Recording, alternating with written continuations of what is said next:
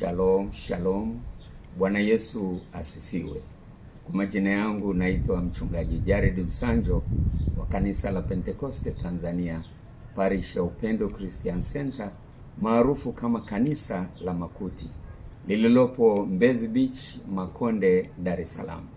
Ninayo furaha kubwa kuwakaribisha wote kwenye semina ya siku 4 ya neno la Mungu kuanzia tarehe 4 hadi tarehe 7 mwezi Juni mwaka huu wa 2026, ambapo mwalimu wetu atakuwa Rabbi Abshalom Longani, mwenye upako wa pekee katika kufundisha neno la Mungu na siri za wakati huu. Ujumbe wa semina hii ni Israel kama kalenda ya ulimwengu.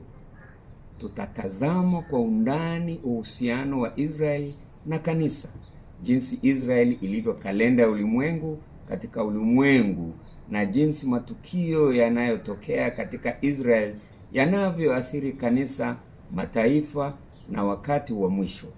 Utapata ufahamu wa kibiblia unaoweza kubadilisha mtazamo wako, fikra na maisha yako na kuimarisha imani yako.